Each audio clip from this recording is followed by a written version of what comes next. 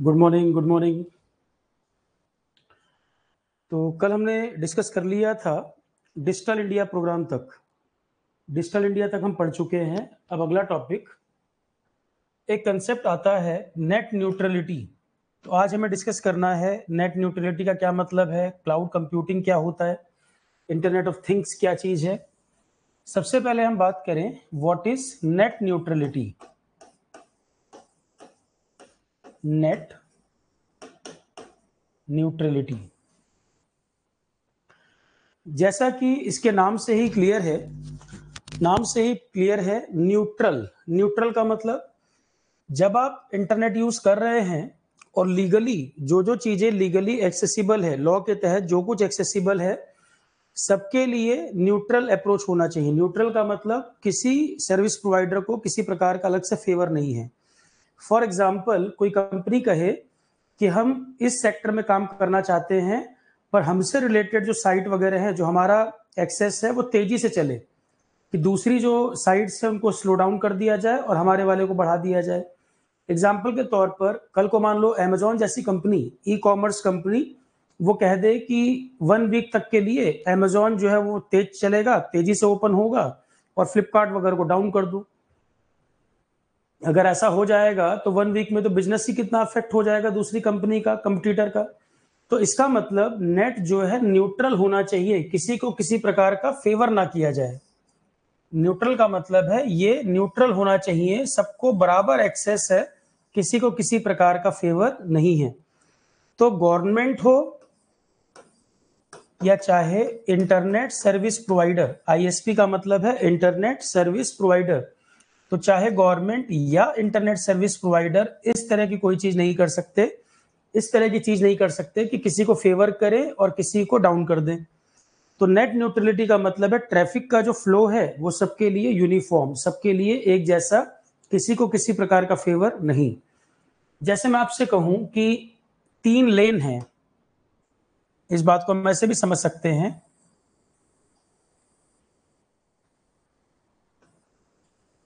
लेन 1, लेन 2, लेन 3।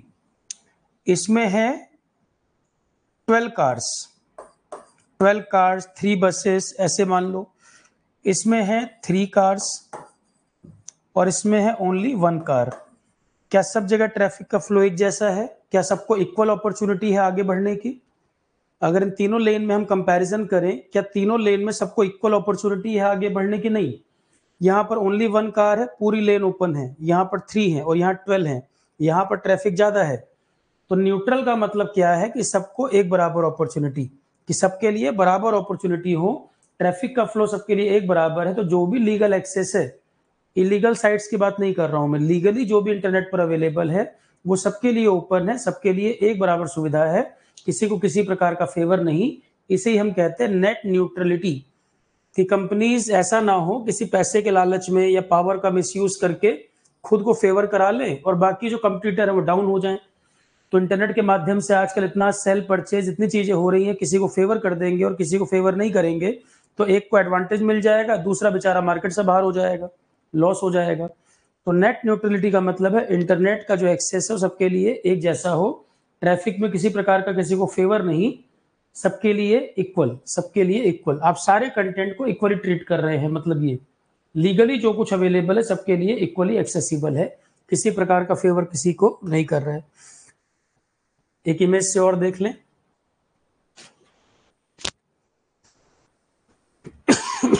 Sorry, लेन वाला जो मैंने एग्जांपल दिया, इस डायग्राम से भी समझ सकते हैं। नेट न्यूट्रलिटी इससे भी हम समझ सकते हैं। यहां पर आप देख रहे हैं हर लेन में 3 कार्स, हर लेन में इक्वल अपॉर्चुनिटी है, पर यहां पर आप देख रहे हैं यहां न्यूट्रलिटी नहीं है। तो इन दोनों डायग्राम में नेट न्यूट्रलिटी को कौन बता रहा है? ये वाला, हर लेन में इक्वल ट्रैफिक, ये नेट न्यूट्रलिटी को बता रहा है, ये नहीं। यहां पर आप अलग अलग लेन में अलग अलग फेवर कर रहे हैं, ये फास्ट लेन, ये स्लो लेन, ट्रैफिक सब जगह अलग अलग दिख रहा है। तो ये नेट न्यूट्रलिटी नहीं है और ये नेट न्यूट्रलिटी को बता रहा है।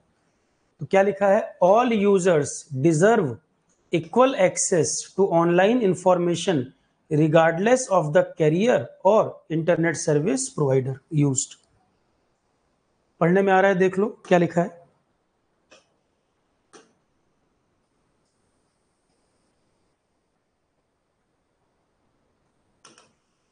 मैं पढ़ देता हूं क्या लिखा है। ये इमेज भी आप गूगल से निकाल सकते हैं, नेट न्यूट्रलिटी। पढ़ने में आ रहा है सभी को?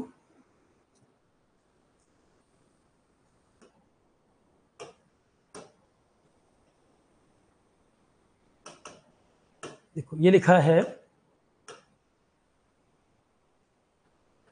All users deserve equal access, all users deserve equal access to online information regardless of the carrier और इंटरनेट सर्विस प्रोवाइडर यूज।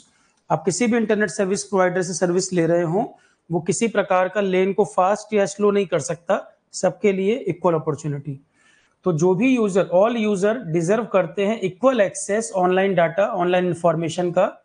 इस पर डिपेंड नहीं करता कि इंटरनेट सर्विस प्रोवाइडर कोई भी हो, ठीक। All users deserve equal access to online information, all users deserve equal access to online information regardless of the career or internet service provider used। पढ़ने में आ रहा है सभी को? एक बार आप देख लें पढ़ने में आ रहा है या मैं लिख दूं? यहां पर तो स्क्रीन पर दिख रहा है मुझे, पढ़ने में आ रहा है, नहीं आ रहा तो मैं नोट कर देता हूं उसको। तो सभी यूजर इक्वल एक्सेस डिजर्व करते हैं ऑनलाइन कंटेंट के बारे में, चाहे इंटरनेट सर्विस प्रोवाइडर कोई भी हो।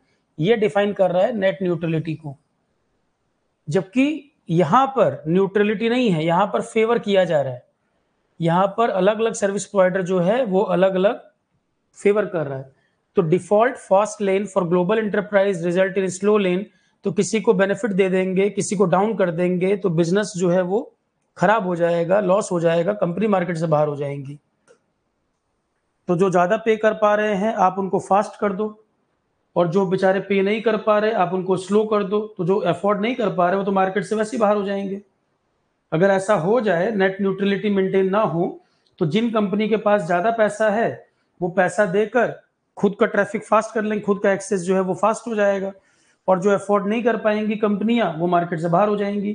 तो नेट न्यूट्रलिटी मेंटेन होना इसलिए भी जरूरी है कि सबको इक्वल अपॉर्चुनिटी हो, कंपटीशन वगैरह मेंटेन रहे।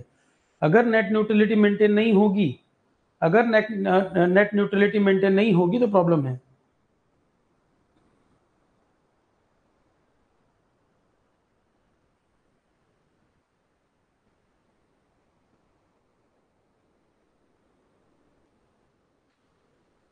ठीक है,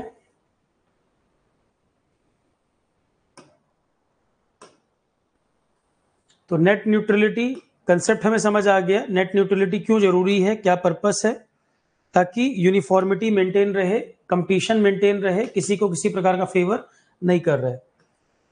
यहां से भी समझ सकते हैं, वर्ल्ड वाइड वेब फाउंडेशन का राइटअप है ये। What is net neutrality? एक लाइन में डिफाइन करना हो, सारे कंटेंट को हम इक्वली ट्रीट कर रहे हैं। ऑनलाइन जो कंटेंट है उसको हम इक्वली ट्रीट कर रहे हैं, जो लीगल है, जो लीगल कंटेंट है। तो all traffic on the internet should be treated equally. Net neutrality का अर्थ हो गया all the traffic on the internet should be treated equally. जो भी इंटरनेट पर ट्रैफिक है सबको एक जैसा ट्रीट किया जाए, किसी को किसी प्रकार का फेवर ना किया जाए। तो इसेंस अगर समझ आ जाए, हर टर्म का इसेंस समझ आ जाए, तो क्वेश्चन में लैंग्वेज कुछ भी घुमा ले आप आसानी से आंसर कर पाओगे। तो न्यूट्रलिटी वर्ड पर ध्यान दो, किसी को किसी प्रकार का फेवर ना करना, सिंपली मतलब ये है। सेम यही लैंग्वेज लिख देगा ऐसा जरूरी नहीं, लैंग्वेज चेंज भी कर दे चाहे, पर आपको अगर एसेंस पता है टॉपिक कहना क्या चाह रहा है तो समझ आ जाएगी बात। तो इंटरनेट पर जो भी ट्रैफिक है सबको इक्वली ट्रीट करना, एक जैसा ट्रीट करना, किसी को किसी प्रकार का फेवर नहीं करना। तो नो ब्लॉकिंग। अब आप किसी को ब्लॉक कर दो, किसी की वेबसाइट मान लो 1 वीक के लिए ब्लॉक कर दो। अमेजॉन और फ्लिपकार्ट का एग्जांपल लें, दोनों कंपटीटर हैं। फ्लिपकार्ट 1 वीक के लिए ब्लॉक हो गया, अमेजॉन ने पैसा खिला दिया कि फ्लिपकार्ट को डाउन कर दो 1 वीक के लिए, तो अमेजॉन को सारा बेनिफिट मिल जाएगा उसका। तो नेट न्यूट्रलिटी का मतलब है सबको एक जैसा ट्रीट करना, no blocking, no throttling, no paid prioritization. पैसे के दम पर ऐसा नहीं है कि आप अपने वाले ट्रैफिक, अपने वाली साइट को फास्ट करा लोगे और दूसरे को स्लो कर दोगे। तो न्यूट्रलिटी का मतलब है नो पेड प्रायोरिटाइजेशन, मतलब सबको इक्वल ट्रीट करना।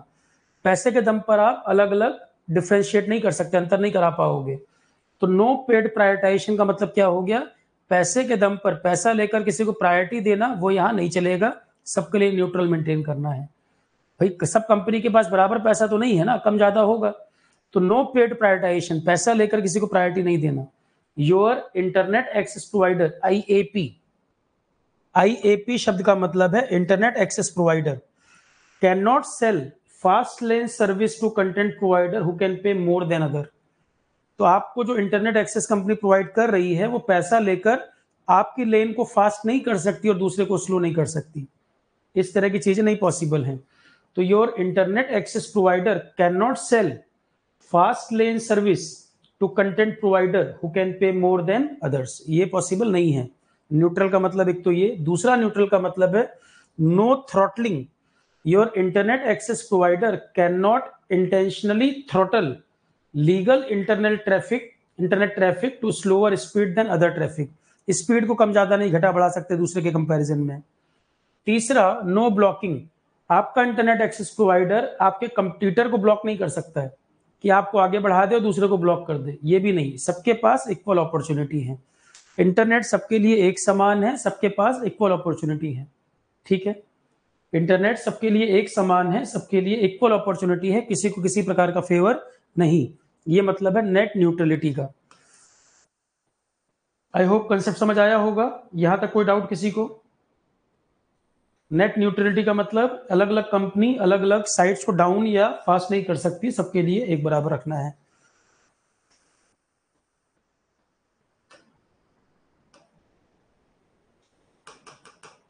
देखो नोट्स में हमने क्या लिखवाया है, नेट न्यूट्रलिटी। अब हम थ्योरी देखें, कॉपी में लिखा है आपके क्या, it is a principle, net neutrality ये इस सिद्धांत पर है, that asserts the government and internet service provider too should not place और block any restriction on the content flowing on the internet, net पर जो कंटेंट फ्लो कर रहा है किसी प्रकार का फेवर नहीं करना।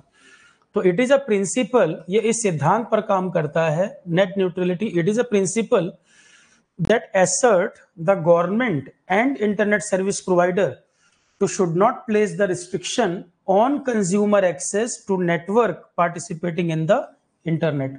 तो इंटरनेट पे जो चीजें अवेलेबल हैं लीगल जो हैं वो सबके लिए एक्सेसिबिलिटी एक समान है, इसी सिद्धांत पर ये काम करता है। तो net neutrality, it is a principal that asserts the government and internet service provider, it is a principle that asserts the government and internet service provider should not place the restriction on consumer access to network participating in the internet. It prevent restriction on the content, net neutrality restriction से बचाता है, restriction ना लगे, legal जो content है उस पर किसी प्रकार का रिस्ट्रिक्शन ना हो, किसी कंटेंट पर, किसी प्लेटफॉर्म पर, किसी वेबसाइट पर, किसी इक्विपमेंट या मोड ऑफ कम्युनिकेशन पर। तो नेट न्यूट्रलिटी प्रिवेंट करता है किसी प्रकार की रिस्ट्रिक्शन से कि इंटरनेट पर जो कंटेंट है, जो प्लेटफॉर्म्स बने हैं, जो वेबसाइट्स बनी हुई हैं, उन पर रिस्ट्रिक्शन नहीं हो, सबके लिए एक समान हो। ये वाला पॉइंट देख लो, it prevent restriction on the content, platform, website. It prevent restriction मतलब किसी प्रकार की पाबंदी से बचाव करता है। नेट न्यूट्रलिटी का कंसेप्ट किसी प्रकार की पाबंदी, किसी प्रकार के रिस्ट्रिक्शन से प्रिवेंशन करता है, ना किसी कंटेंट पर, ना किसी प्लेटफॉर्म पर, ना वेबसाइट पर, इक्विपमेंट या मोड ऑफ कम्युनिकेशन पर रिस्ट्रिक्शन नहीं होना चाहिए। नेट न्यूट्रलिटी ये कहता है। इंडिया में कौन सी एजेंसी है, अगर किसी प्रकार की गड़बड़ पाई जाती है तो इंडिया में कौन सी एजेंसी के पास कंप्लेंट जाएगा? जैसे कुछ टाइम पहले किसी कंपनी ने कहा कि हम इंडिया में मेडिकल के क्षेत्र में काम करना चाहते हैं और उसके लिए हमें कोई फेवर किया जाए, इंटरनेट पर हमें फेवर किया जाए। कोई कंपनी ने कहा कि मेडिकल के क्षेत्र में काम करेंगे और हमें इस प्रकार का फेवर मिले, तो ट्राई, हमारे यहाँ एजेंसी है try, telecom regulatory authority of India, उन्होंने कहा नहीं, नेट न्यूट्रलिटी को मेंटेन करना है हमें। आप सोशल सर्विस कर रहे हैं, आप कोई भी काम कर रहे हैं, उसके नाम पर हम इस प्रकार का फेवर नहीं कर सकते, नेट न्यूट्रलिटी मेंटेन करना है, ठीक है। तो नेट न्यूट्रलिटी का मेन उद्देश्य है, you must treat all the online content flowing equally, जो भी ऑनलाइन कंटेंट फ्लो कर रहा है वो सब इक्वली ट्रीट किया जाए, इसका मुख्य उद्देश्य ये है। तो नेट न्यूट्रलिटी का मुख्य उद्देश्य है you must treat all the online content flowing equally, जो भी ऑनलाइन कंटेंट है इक्वली फ्लो हो। ठीक है,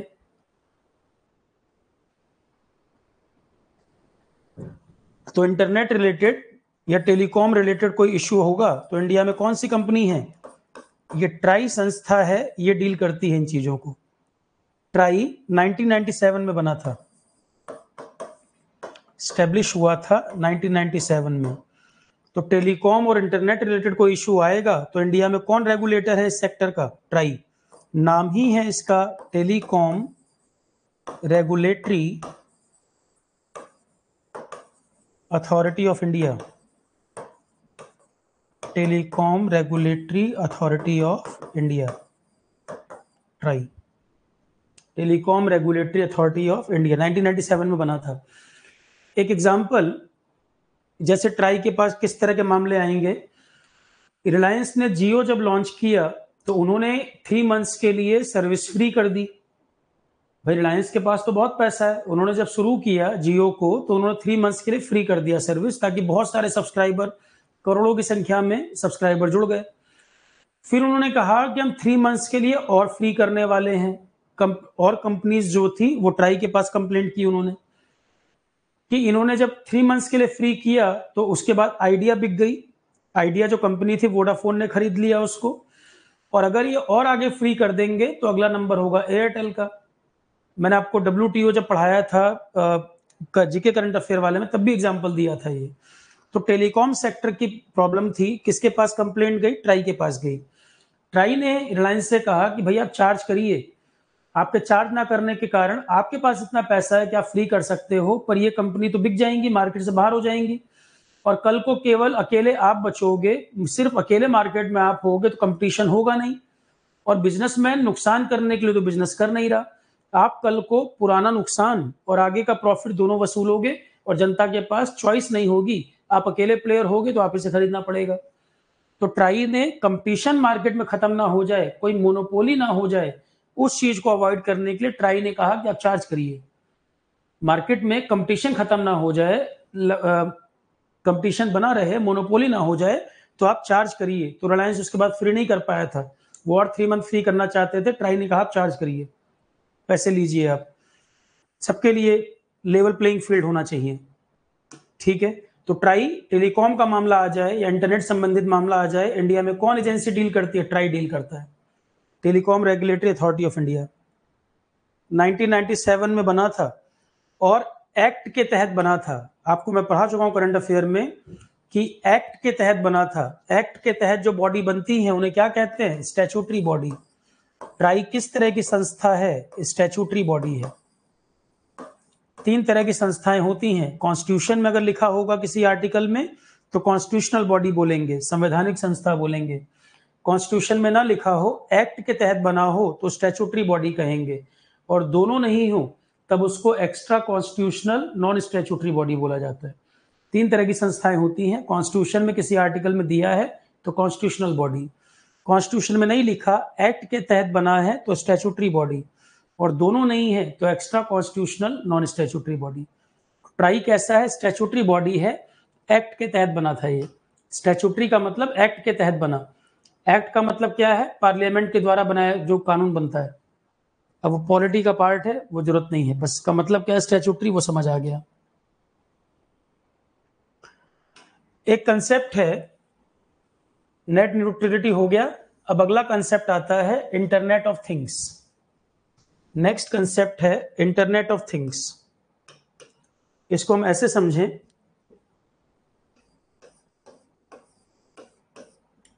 इंटरनेट ऑफ थिंग्स।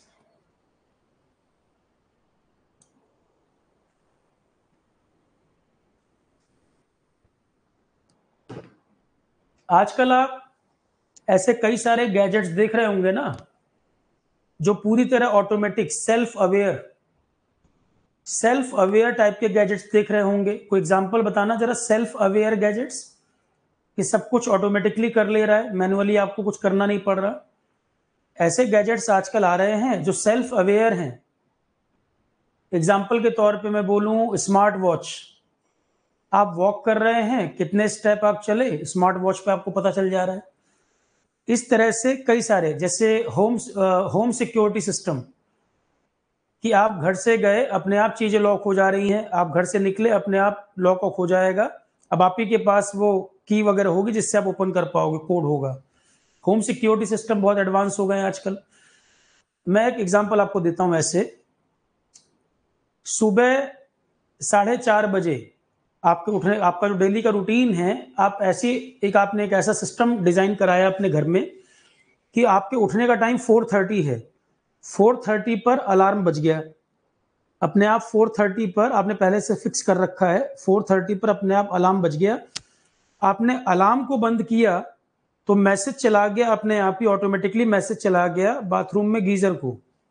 बाथरूम में गीजर को मैसेज चला गया, आपने अलार्म को ऑफ किया, वहां गीजर ऑन हो गया। आप उठे, बाथरूम में गए, लाइटें अपने आप जल गई बाथरूम की, एग्जॉस्ट फैन अपने आप ऑन हो गया। गीजर में टेम्परेचर भी उतना फिक्स हो गया जितना नहाने के लिए पानी आपको चाहिए होता है, वो पहले से प्री सेट था, कितना टेम्परेचर मेंटेन करना है, या बाहर के क्लाइमेट के हिसाब से ये टेम्परेचर मेंटेन करना है। बाथरूम में जो ग्लास मिरर लिखा है उस पर भी आपको टेम्परेचर आज कितना है, टाइम कितना हो रहा है, मिरर पर भी ये लिखा हुआ है, और मिरर में भी लाइट वाइट जल रही है। ऑटोमेटिक कंसेप्ट है। आप नहा वहा के फ्रेश होके निकले, आपने गीजर ऑफ किया तो मैसेज चला गया किचन में, माइक्रोवेव या स्टोव जो कुछ ऑटोमेटिक है उसको मैसेज चला गया कि अब आपके ब्रेकफास्ट का टाइम होने वाला है। तो माइक्रोवेव ऑन हो गया, क्या टेम्परेचर वगैरह सेट करना है वो फिक्स हो गया। रेफ्रिजरेटर के अंदर कब स्टॉक खत्म होने वाला है ये मैसेज फ्लैश हो गया कि रेफ्रिजरेटर में इतना स्टॉक बचा है, बस इतने टाइम का। ये मैसेज अपने आप फ्लैश हो गया कि रेफ्रिजरेटर में अब सामान भरने की जरूरत है। नाश्ता वास्ता करके तैयार होकर आप घर से निकले, घर अपने आप ही पूरा होम सिक्योरिटी सिस्टम था, पूरा लॉक ऑफ हो गया अपने आप। होम सिक्योरिटी सिस्टम था, घर वर अपने आप लॉक हो गया। गाड़ी में बैठे, ड्राइवरलेस कार, ड्राइवर की भी जरूरत नहीं है, ड्राइवरलेस कार, ऑफिस का रूट पहले से फिक्स है, उसमें कहाँ जाना है वो अपने आप आपको लेके जाएगी कार। रास्ते में कहीं ट्रैफिक मिल रहा है, कार को पहले ही अंदाजा लग गया कि कहाँ पर ट्रैफिक होगा, वो अपने आप ही अल्टरनेट रास्ते से निकल जा रही है। अल्टरनेट रास्ता क्या लेना है कार को अपने आप पता है, स्मार्ट। जितने बजे आप पहुंचने वाले थे, बारिश हो गई या रास्ते में ब्लॉकेज हो गई या लैंडस्लाइड हो गया, मान लो कोई पेड़ गिर गया, तो जहां आप ऑफिस में जाने वाले थे अपने आप ही मैसेज ऑफिस में फ्लैश हो जाएगा कि आप टेंटेटिवली इतने टाइम तक पहुंच पाओगे। आप रास्ते में लेट हो रहे हो और टेंटेटिव आपके पहुंचने का समय ये होगा, अपने आप ऑफिस में आपका मैसेज चला जाएगा, अकॉर्डिंगली स्टाफ वहां मैनेज कर लेगा। ये जो मैंने आपको एक कनेक्टेड वर्ल्ड की कहानी बताई, आपके सुबह उठने से लेके ऑफिस के पहुंचने तक, ये सब कनेक्टेड वर्ल्ड है ना, एक दूसरे से जुड़ा हुआ। ये कमाल इंटरनेट ऑफ थिंग्स की वजह से ही है। स्मार्ट वर्ड आजकल यूज करते हैं, smart watch, smart microwave, smart refrigerator, ये स्मार्ट स्मार्ट हर जगह जो बोल रहे हैं, ये बेसिकली इंटरनेट ऑफ थिंग्स की दुनिया है। कई सारी चीजें आपस में इंटरकनेक्टेड। ठीक है, तो इंटरनेट ऑफ थिंग्स, इंटरनेट के माध्यम से बहुत सारी चीजें आपस में एक दूसरे से जुड़ी हुई, एक दूसरे से कनेक्टेड, कनेक्टेड थिंग्स, बहुत सारी चीजों की जुड़ी हुई दुनिया, आपस में एक दूसरे से जुड़ा हुआ नेटवर्क, इसको हम इंटरनेट ऑफ थिंग्स के नाम से जानते हैं। क्या ये समझ आया? ये जो कहानी मैंने अभी आपको सुनाई, इतना लंबा क्वेश्चन, कम से कम 2 पैरा का इतना लंबा क्वेश्चन सिविल सर्विसेज प्रीलिम्स में आया था, यही सवाल। ये कहानी बताई कि सुबह उठ रहे हैं, अलार्म बंद किया, गीजर ऑन हो गया, पूरी कहानी बताई। और ये किस चीज, इसको डिफाइन कौन कर रहा है, इसमें 4 ऑप्शन दे दिए। वो जो पूरी कहानी थी वो इंटरनेट ऑफ थिंग्स को बता रही थी। सिविल्स का आया वो क्वेश्चन है, ईएस में भी आ चुका, एएस में भी आ चुका, internet of thing her exam में क्वेश्चन आया हुआ है। ठीक है, तो आईओटी का मतलब हमें समझ आ गया, कनेक्टेड थिंग्स, एक ऐसा नेटवर्क जिसमें बहुत सारी चीजें आपस में एक दूसरे से कनेक्टेड हो। होता क्या है इसमें, पावरफुल इंटरनेट टूल है, मेन तो इंटरनेट है, इंटरनेट के माध्यम से बहुत सारी चीजें आपस में जुड़ी हुई हैं, 1 2 3, बहुत सारे गैजेट्स, डिवाइसेस, नेटवर्क, मशीन्स आपस में इंटरनेट के माध्यम से कनेक्टेड। यहां से मैसेज फ्लो कर रहा है, जैसे मान लो पहली डिवाइस का अलार्म था, अलार्म को आपने बंद किया तो यहां से मैसेज गीजर को जाना था, अब मैसेज फ्लोट पूरे में कर रहा है, और सेंसर वगैरह लगे होते हैं, तो सेंसर वगैरह लगे होते हैं, वो पता कर लेते हैं कौन सा मैसेज किसके लिए है। तो जो मैसेज जिसके लिए है वो उसको रिसीव करेगा, बाकी उसको रिजेक्ट कर देंगे। जैसे अलार्म का मैसेज गीजर के लिए है तो मैसेज फ्लो पूरे में कर रहा है, तो जो सेंसर लगे हुए हैं उनका काम ही यही है कि कौन किस मैसेज को रिसीव करे, कौन सा काम किसको करना है, वो उस इंफॉर्मेशन को रिसीव करेगा, बाकी उस इंफॉर्मेशन को रिजेक्ट कर देंगे। गीजर जब बंद हो गया, अब अगला मैसेज माइक्रोवेव को जाना है, किचन को जाना है, तो मैसेज पूरे में फ्लो करेगा, पर वो इंफॉर्मेशन जिसके लिए है वही सेंसर उसको रिसीव करेगा, बाकी उसको रिजेक्ट कर देंगे। ठीक है, इस तरह से काम करता है आईओटी। इंटरनेट, इंपॉर्टेंट चीज क्या है? इंटरनेट। तो कनेक्टेड वर्ल्ड, इसके माध्यम से बहुत सारी चीजें आपस में जुड़ी हुई।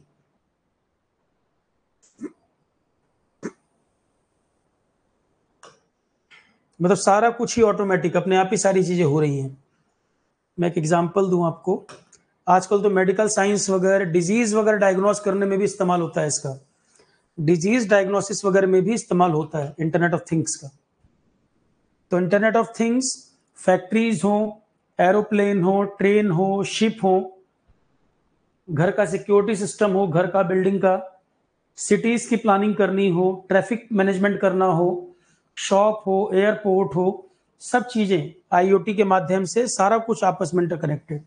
कई बार आप स्मार्ट सिटी वर्ड बोलते हो तो स्मार्ट का मतलब क्या है? कई सारी चीजें इससे कनेक्टेड। तो ट्रांसपोर्टेशन हो, चाहे होम सिक्योरिटी हो, डेली डेली लाइफ की बात हो, सारा कुछ आपस में interconnected, internet of things. Driverless car का कंसेप्ट हो, ट्रैफिक मैनेजमेंट हो,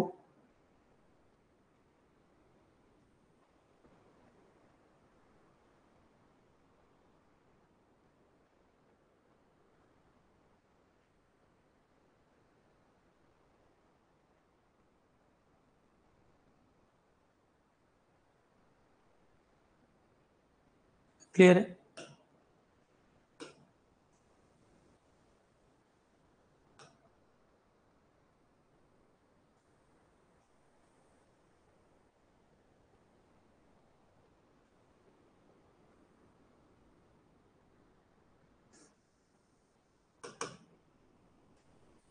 वो तो हमने पूरे सिटी के हिसाब से बताया। डे टू डे लाइफ में ये भी आईओटी कंसेप्ट है। कैमरा घर में लगा है, आप मोबाइल से ट्रैक कर पा रहे हो बैठे बैठे, या टीवी कंसेप्ट है, या वॉशिंग मशीन है, वो भी इस तरह की बन गई हैं आजकल। ट्रांसपोर्टेशन है, वीडियो गेम है, माइक्रोवेव है, सेफ्टी लॉकर है, एसी है। तो आईओटी से बात तो काफ़ी एडवांस हो चुका है ये।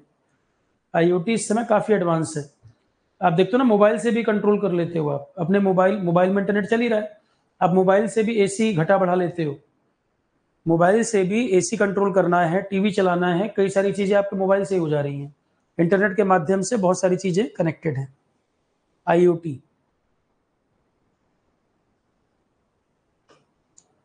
अब किस तरह से वर्क करता है ये कंसेप्ट देख लें। जो मैंने बताया, सेंसर के माध्यम से काम करता है, मैसेज पूरे में फ्लोट करता है, मैसेज जिसको रिसीव करना है वो रिसीव करेगा, इसको रिजेक्ट करना है वो रिजेक्ट कर देगा।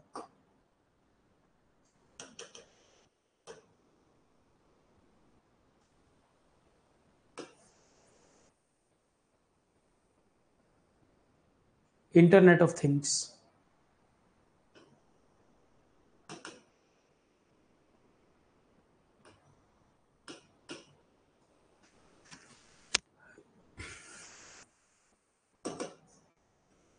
इंटरनेट ऑफ थिंग्स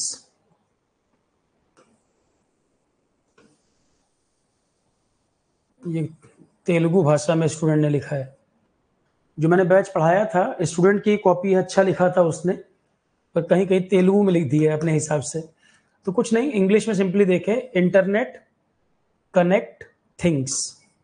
इंटरनेट के माध्यम से बहुत सारी चीजों का इंटरकनेक्शन, सिंपली मतलब ये है। तो what is internet of things, जो समझाया है देखो, लैंग्वेज क्लियर है। It is a system of interconnected inter related computing devices, machines, machines में मैकेनिकल या डिजिटल मशीन, कोई ऑब्जेक्ट, इवन एनिमल वगैरह के ऊपर भी डिवाइस लगा सकते हैं। एनिमल को ट्रैक करना हो, जैसे टाइगर पॉपुलेशन को बचाने के लिए टाइगर्स के अंदर भी गले पे एक डिवाइस लगा दी गई जिससे उनकी लोकेशन ट्रैक हो जाती है। तो कई जगह पर इसका इस्तेमाल है, इंटरनेट ऑफ थिंग्स का इस्तेमाल कई जगह पर है। कोई बुजुर्ग पर्सन है, रास्ता भूलने का डर है, तो उनके पास भी एक डिवाइस आप दे सकते हैं जिससे लोकेशन ट्रैक हो सके। ऐसे भी डिवाइस बने हुए हैं। तो it is a system of interrelated computing devices, machines mechanical या डिजिटल मशीन्स, ऑब्जेक्ट्स, एनिमल्स और पीपुल तो it is a system of interrelated computing devices, mechanical, digital machine, object, animal और people that are provided with unique identification. Unique identification, सबका अपना एक unique code है, एक unique ID है। कौन किस मैसेज को रिसीव करेगा नहीं करेगा उससे क्लियर हो जाएगा। तो जो भी जितनी चीजें आप इंटरकनेक्ट कर रहे हैं सबका अपना एक यूनिक आईडी है, सबका अपना एक यूनिक आईडी है। तो उसी से तो आइडेंटिफाई हो पाएगा ना कौन सी डिवाइस है, किसको मैसेज रिसीव करना है, किसको रिजेक्ट करना है। तो इंटरनेट के माध्यम से बहुत सारी चीजों का interconnection, that is internet of things. तो इंटरनेट ऑफ थिंग्स डिफाइन किया जाता है, it is a system of interconnected, inter related computing devices, machines, mechanical, digital दोनों, ऑब्जेक्ट्स को भी कनेक्ट कर सकते हैं, एनिमल या पीपुल, जहां पर सबका एक यूनिक आईडी, एक चिप होगी, यूनिक आईडी होगी, and the ability to transfer data over a network. और डाटा ट्रांसफर कैसे होगा, इंफॉर्मेशन फ्लोट कैसे करेगी, इंटरनेट के माध्यम से। And the ability to transfer data over a network, तो डायरेक्ट ह्यूमन टू ह्यूमन या ह्यूमन टू कंप्यूटर इंटरेक्शन के बिना ऑटोमेटिक चलता रहेगा।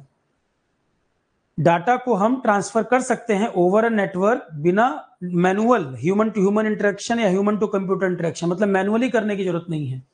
ऑटोमेटिक तरीके से ये नेटवर्क जो है उसके द्वारा इंफॉर्मेशन फ्लोट होगी पूरे में। तो ह्यूमन टू ह्यूमन या ह्यूमन टू कंप्यूटर इंटरेक्शन की जरूरत नहीं, ऑटोमेटिकली ये एक नेटवर्क के माध्यम से ऐसे अपने में फ्लोट करता रहेगा, इंटरनेट के माध्यम से। तो लास्ट पॉइंट यही है, and the ability to transfer data over a network without requiring direct human to human manual या human to computer manual interaction. तो मैनुअल इंटरेक्शन के बिना ऑटोमेटिकली ये पूरे में चलता रहेगा, एक से दूसरे को इंफॉर्मेशन जाती रहेगी। नेक्स्ट पॉइंट है, it is the concept of connecting any device to the internet and to the related connected devices. Internet of Things, it is a concept of connecting any device to the internet. It is the concept of connecting any device to the internet and to the related connected devices. It is a giant network of connected things and people. Giant network of connected things and people, all of which collect and share data about the way they are used and about the environment surrounding them. तो it is the concept of connecting any device to the internet, internet के माध्यम से devices को जोड़ना और related जो device को connect करना। It is a giant network of connected things and people, कई सारी चीजों को आपस में जोड़ रहे हैं, all of which collect and share data about the way they are used and about the environment surrounding them. Smart watches, smart microwave, self driving car, ये सब इसके एग्जाम्पल हैं। किस तरह से काम करता है मैंने बताया, इंफॉर्मेशन जाएगा, सेंसर लगे हुए हैं, जिसके लिए इंफॉर्मेशन होगी वो उसको रिसीव करेगा, बाकी उसको रिजेक्ट कर देंगे। तो जिस डिवाइस को जो काम करना है वो अपना काम उस इंफॉर्मेशन पर करेगा। मतलब जो मैसेज गीजर के लिए है उस पर गीजर काम करेगा, जो मैसेज रेफ्रिजरेटर के लिए है रेफ्रिजरेटर काम करेगा। स्वप्निल, अभी मैंने बताया आईओटी के माध्यम से अगर एनिमल की ट्रैकिंग करनी हो वो भी आप कर सकते हो, ह्यूमन की ट्रैकिंग करनी हो वो भी कर सकते हो। पोचिंग जब होती है नेशनल पार्क वगैरह में या मान लो फॉरेस्ट एरिया में, टाइगर को मार देते हैं और टाइगर को प्रोटेक्ट किया जा रहा है, आपको कैसे पता चलेगा कोई टाइगर कहीं मार दिया गया है? मुझे बताओ, कोई टाइगर को किलिंग कर दी गई है, मार दिया गया है जंगल में कहीं, कैसे जान पाओगे? तो इसके लिए क्या किया गया, एक कंसेप्ट शुरू किया था, उसके गले में एक डिवाइस लगा दी गई टाइगर के। एनिमल को प्रोटेक्ट करने के लिए क्या किया, उसको गले में डिवाइस लगा दी। अब वो कहीं जहां जहां जाएगा उसका मूवमेंट ट्रैक हो जाता है, यहाँ बैठे बैठे पता लग जाता है कहाँ किस एरिया में मूव कर रहा है। अगर बहुत दिन से कोई सिग्नल नहीं आ रहा या एक ही जगह पे लोकेशन दिखा रहा है, कोई मूवमेंट नहीं दिखा रहा, इसका मतलब उसको मार दिया गया होगा। या कोई ओल्ड एज पर्सन है, उनके लिए भी डिवाइस क्या बनाया है, एक डिवाइस बना दिया कि वो डिवाइस अपने पास रखें, जहां जहां वो जाएंगे लोकेशन ट्रैक हो जाएगी। तो एनिमल या ह्यूमन किसी को भी कनेक्ट करना हो इंटरनेट ऑफ थिंग्स के माध्यम से ट्रैकिंग वगैरह के लिए आप जोड़ सकते हो। फॉर एग्जाम्पल ट्रैकिंग बेल्ट है, चाहे ट्रैकिंग वॉच दे दो, चाहे कोई ट्रैकिंग ब्रेसलेट दे दो, बहुत तरह की चीजें हो सकती है। तो आईओटी के माध्यम से एनिमल ह्यूमन सबको कनेक्ट कर सकते हैं। तो devices and object with built in sensor. अब आईओटी वर्क कैसे करता है, how does it work, IoT किस तरह से फंक्शन करता है। इसमें होते हैं बिल्ट इन सेंसर, जो डिवाइसेस आपने जोड़ी हैं उसमें बिल्ट इन सेंसर लगे हुए हैं। तो devices and objects with built in sensor are connected to an IoT platform. तो डिवाइसेस और ऑब्जेक्ट जो हैं उनमें सेंसर लगे हैं, आईओटी प्लेटफॉर्म से उनको कनेक्ट कर दिया गया है। मैसेज पूरे में फ्लोट करेगा, जिस डिवाइस के लिए जो मैसेज है वो उसको रिसीव करेगा, बाकी उसको रिजेक्ट कर देंगे। तो जिस डिवाइस को जिस इंफॉर्मेशन पर काम करना है वही करेगा, बाकी उस समय नहीं। जिस डिवाइस के लिए जो मैसेज है वही उसको रिसीव करेगा, बाकी उसको रिजेक्ट करेंगे। सेंसर जो लगे हुए हैं इससे क्लियर हो जाएगा ये। तो आईओटी किस तरह से काम करता है, devices and object with built in sensor are connected to an IoT platform, मतलब इंटरनेट के द्वारा जुड़े हुए हैं, which integrate data from the different device and applies analytics to share the most valuable information with application built to address specific need. तो क्या कहना चाह रहे हैं, डिवाइसेस आपस में इंटरकनेक्ट, एक डिवाइस से दूसरे डिवाइस को जो मैसेज जाना है वही उसको रिजेक्ट करेगा। सेंसर वगैरह लगे हुए हैं जिससे आइडेंटिफाई हो जाएगा कि कौन सा मैसेज किसके लिए है, वो उसको रिसीव करेगा, बाकी उसको रिजेक्ट कर देंगे।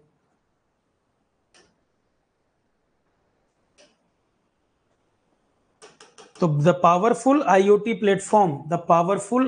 Platform detect what information is useful and what can be safely ignored. तो किस समय पर कौन सी इंफॉर्मेशन यूजफुल है और किसको इग्नोर करना है, पावरफुल आईओटी प्लेटफॉर्म ये डिसाइड करेगा, अलग अलग डिवाइस पर भेजेगा, जिस डिवाइस को जो रिसीव करना है वो रिसीव करेगा, बाकी उसको रिजेक्ट कर देंगे। The powerful IoT platform detect करता है कौन सी इंफॉर्मेशन यूजफुल है और किसको हम सेफली इग्नोर कर सकते हैं। ये इंफॉर्मेशन यूज की जा सकती है पैटर्न को समझने में, make recommendation and detect possible problem before they कर, कई सारी प्रॉब्लम को समझने में भी आईओटी इस्तेमाल कर सकता है, जैसे कि मेडिकल साइंस। एग्जाम्पल के तौर पे मेडिकल में भी इसका यूज है, बीमारियों वगैरह को डायग्नोस करने में भी यूज है। तो आईओटी का इस्तेमाल आजकल बहुत क्षेत्र में हो रहा है। सबसे पहले आईओटी वाला जो कंसेप्ट है ये दिया था 1999 केविन एस्टन ने। फर्स्ट टाइम आईओटी कंसेप्ट दिया गया था 1999 बाई केविन एस्टन। ये समझ आया। बेस्ट एग्जांपल कॉमन लाइफ में स्मार्ट वॉच आप देख लो, बहुत सारे काम आप स्मार्ट वॉच से कर लेते हो ऑटोमेटिकली। तो आईओटी कंप्लीट। इसके बाद हम बात करेंगे cloud computing. IoT complete, next is cloud computing. बहुत बार क्वेश्चन आ चुका है, ईएस में तो कई बार पूछ चुका, लास्ट टाइम भी आया था, सिविल्स में भी आ चुका, इस बार पेपर में प्रीलिम्स में सिविल्स में भी आया था। तो क्लाउड कंप्यूटिंग का क्या मतलब होता है, कई बार आप वर्ड सुनते हैं, क्लाउड स्टोरेज, क्लाउड कंप्यूटिंग, क्या मतलब है इसका। क्लाउड कंप्यूटिंग, मुझे एक बात बताओ, आपको कई जीबी में डाटा स्टोर करना हो तो पहले क्या होता था, पहले आप हार्ड डिस्क वगैरह खरीदते थे स्टोरेज के लिए, बहुत पहले फ्लॉपी चलती थी, फ्लॉपी था, हार्ड डिस्क बाद में आया। तो डाटा स्टोर करने के लिए आप इस तरह की चीजों में मैनुअली स्टोर करते थे, है ना। जीबी में आपको फाइल है तो आपको उसमें स्टोरेज के लिए हार्ड डिस्क वगैरह चाहिए होते थे। अब अगर मैं आपसे कहता हूं कि अब तो गूगल ड्राइव के अंदर ऑनलाइन ही आप गूगल ड्राइव का एक्सेस ले लो, 15 जीबी तक तो ये सबके लिए फ्री है। आपको 100 जीबी स्पेस चाहिए, आप पे करोगे 100 जीबी मिल जाएगा, 200 जीबी मिल जाएगा, तो 15 जीबी तक तो फ्री है। आप अपने नोट्स वगैरह इसमें डाउनलोड करते ही होगे, ठीक है, नोट्स वगैरह अपलोड कर लेते हो। तो गूगल ड्राइव अगर मैं आपसे कहूं कि 100 जीबी स्पेस आपको चाहिए वीडियो रखने के लिए, नोट्स रखने के लिए, इतना डाटा आपको अपलोड करना है, मान लो उस पर गूगल ड्राइव पर रखना है, तो क्या आपको फिजिकली कुछ हार्ड डिस्क खरीदनी पड़ रही है? नहीं, गूगल कंपनी सर्विस प्रोवाइडर है, उन्होंने ये बना रखा है, आप ऑनलाइन स्पेस यहां पर यूज कर लो। तो फिजिकल जो आप स्टोरेज हार्ड डिस्क वगैरह में कर रहे थे, आप सीधे गूगल ड्राइव में स्टोर कर लो, डाटा अपलोड कर लो, अपना नोट्स वगैरह स्कैन करके अपलोड कर लिए, वीडियो रख लिए। ये कैसे पॉसिबल हो पाया? जैसे आपको और ज्यादा चाहिए, आप और ज्यादा स्पेस यहां से ले लो। इस तरह से कुछ सर्विस प्रोवाइडर अवेलेबल हैं, आप इसको क्लाउड स्टोरेज वर्ड बोलते हो, आप इसको कह देते हो बोलचाल की भाषा में क्लाउड स्टोरेज। बहुत बल्क में भी स्टोर करना हो, क्लाउड के माध्यम से आप स्टोरेज कर सकते हैं। क्लाउड का मतलब यहां पर इंटरनेट, क्लाउड का मतलब ही यहां पर इंटरनेट है। क्लाउड का मतलब इंटरनेट। जब एक्चुअल में इंटरनेट में एडवांसमेंट हुआ, पहले 1G आया, फिर 2G आया, फिर 3G आया, फिर 4G, अब 5G आ गया। तो जैसे जैसे इंटरनेट में एडवांसमेंट होते जा रहे हैं, टेक्नोलॉजी भी तो बढ़ रही है। इंटरनेट की स्पीड बढ़ने से अब ऑनलाइन लाइव स्ट्रीमिंग में क्लास आप देख पा रहे हो। 2G वगैरह के टाइम पे पॉसिबल नहीं था। रियल टाइम में आप लाइव वीडियो वगैरह देख पा रहे हैं, टेक्नोलॉजी बढ़ने से ही तो हुआ। तो इंटरनेट जब एडवांसमेंट होना शुरू हुए, तो फिर कंसेप्ट आ गया कि इंटरनेट के माध्यम से ही कंपनी बहुत सारी सर्विस प्रोवाइड कर सकती है। कंपनी बहुत सारी सर्विस प्रोवाइड कर सकती है। आपको स्टोरेज चाहिए, गूगल ड्राइव आप यूज कर लो, क्लाउड स्टोरेज। आपको स्टोरेज चाहिए, आप इसके माध्यम से यूज कर लो।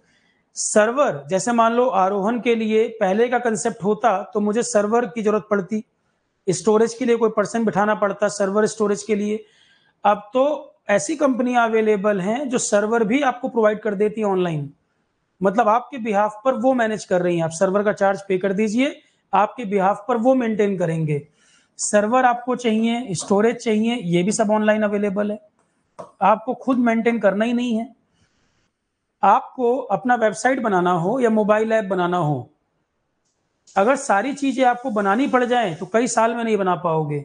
बने बनाए प्लेटफॉर्म मिलते हैं, बस आपको उसमें अरेंजमेंट किस तरह से आपको वेबसाइट चाहिए, अरेंजमेंट केवल करने होते हैं।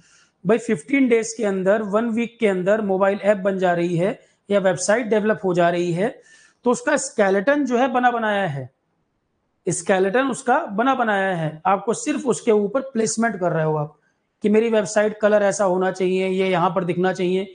उसका जो स्केलेटन है, जो उसका एक प्लेटफॉर्म है, वो बना बनाया अवेलेबल है। मतलब ऑनलाइन माध्यम से आपको स्टोरेज, सर्वर, प्लेटफॉर्म, सॉफ्टवेयर, बहुत सारी चीजें बनी बनाई सब आपको मिल जाती हैं। कई कंपनियां हैं कुछ दिन के लिए फ्री ट्रायल के लिए अवेलेबल कर देती हैं। कुछ कंपनी फ्री कर सकती है, उनके ऊपर है। कुछ चार्ज करेंगी आपसे, कुछ आपसे चार्ज कर लेंगी, तो वो कंपनी पे डिपेंड कर रहा है।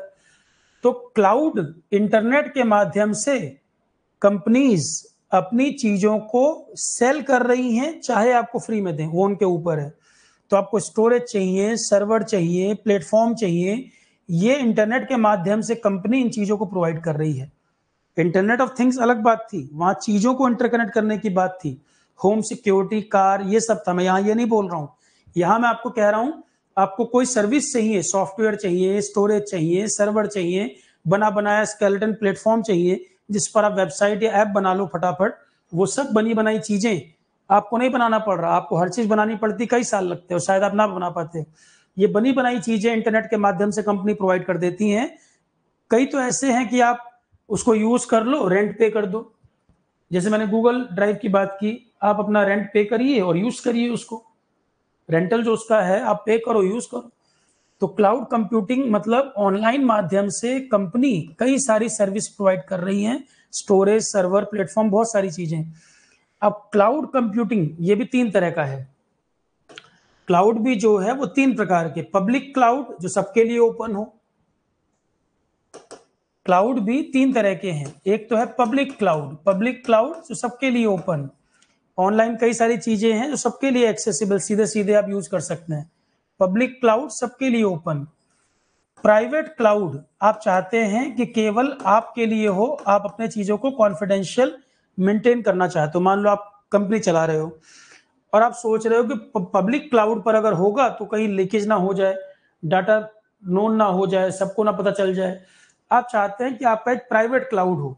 जैसे मान लो मैं कंपनी से डील कर रहा हूं और वो कंपनी ऑनलाइन कोई फाइल भेज रही है। आजकल कंपनी भी आपस में डील जो करती हैं वो गूगल फॉर्म, गूगल शीट, कई सारे ऐसे टूल हैं जिनके माध्यम से इंटरेक्ट कर लेते हैं। एग्रीमेंट और कॉन्ट्रैक्ट भी साइन करना होता है तो ऑनलाइन ही हो जाता है, वो फॉर्म भेजेंगे, गूगल फॉर्म पे आएगा, यही सब साइन करके भेज दो, ठीक है। गूगल शीट विट कई सारी चीजें आजकल हैं। तो प्राइवेट क्लाउड कई कंपनी यूज करते हैं अपने डाटा को कॉन्फिडेंशियल मेंटेन करने के लिए, ज्यादा सिक्योरिटी मेंटेन करने के लिए।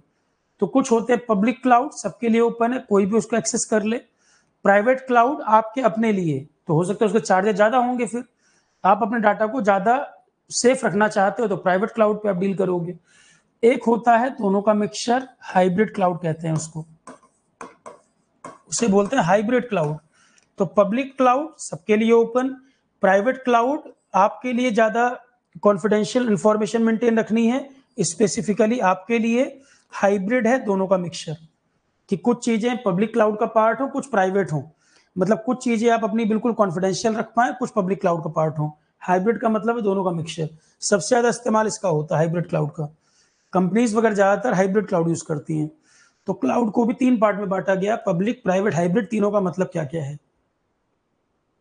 तीनों का मीनिंग क्या क्या है, वो क्लियर हो गया।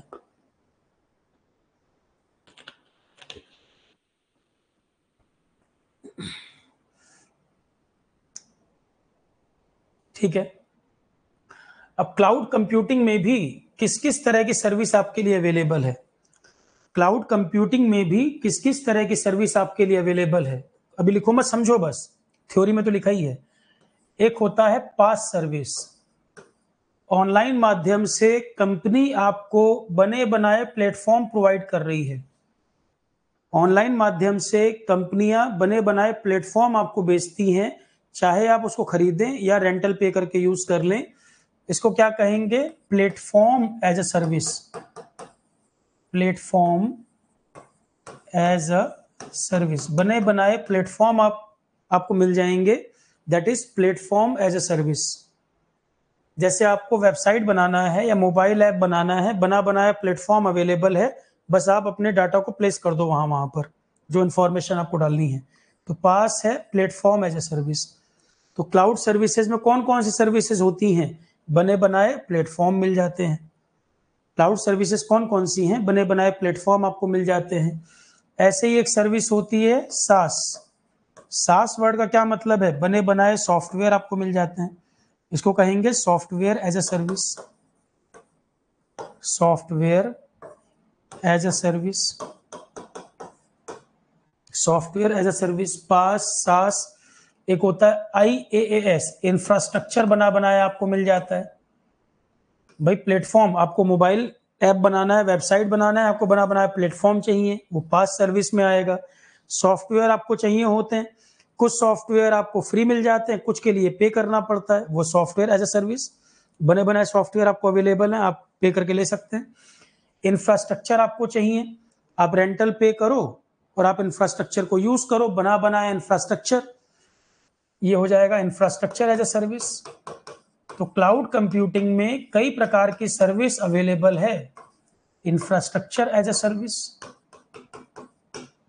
तो क्लाउड सर्विसेज कौन कौन सी हो सकती हैं, बना बनाया इंफ्रास्ट्रक्चर आपको चाहिए, तो कंपनी सर्विस प्रोवाइड कर रही है इंफ्रास्ट्रक्चर की। कोई एग्जांपल देना जरा, बना बनाया इंफ्रास्ट्रक्चर रखा हुआ है, आप उसको इस्तेमाल करो, पे करो, काम खत्म। एग्जांपल के लिए मैंने अभी बताया गूगल ड्राइव, आई क्लाउड, एप्पल वाले जो यूज करते होंगे फोन, वो आई क्लाउड होता है उसमें। तो इंफ्रास्ट्रक्चर बना बनाया है, आपको कुछ नहीं करना, बस आप सीधे इसको इस्तेमाल करिए और उस जितना यूज है उसके हिसाब से पे कर दीजिए, काम खत्म। इंफ्रास्ट्रक्चर एज ए सर्विस में आएगा ये। आई क्लाउड या गूगल ड्राइव, इसमें तो कुछ नहीं करना ना, आपको कुछ बनाना थोड़ी है, कोई आपको डाटा भी प्लेस नहीं करना, सिंपली बना बनाया इंफ्रास्ट्रक्चर है जो आपको यूज करना है, आप उतना यूज करिए। चार्जेस वगैरह कंपनी अगर ले रही है तो वो चार्ज पे कर दीजिए, मतलब पे एज यू गो। आप अपने हिसाब से जो आपको जरूरत है आप उसका रेंटल पे करिए, इसको यूज करिए। बने बनाए इंफ्रास्ट्रक्चर अवेलेबल है। बना बनाया प्लेटफॉर्म, मोबाइल ऐप या वेबसाइट डेवलप करनी हो तो आपको प्लेटफॉर्म चाहिए, वो भी सर्विस अवेलेबल है। आपको सॉफ्टवेयर की जरूरत है, वो भी बने बनाए सॉफ्टवेयर अवेलेबल हैं।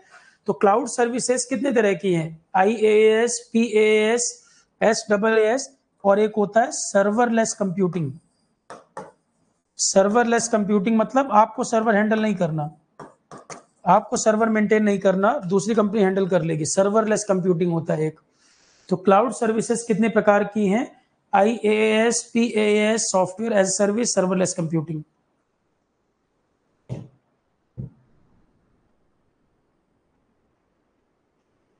ये नाम नोट कर लीजिए, फिर अभी आगे डिस्कस करते हैं इसको।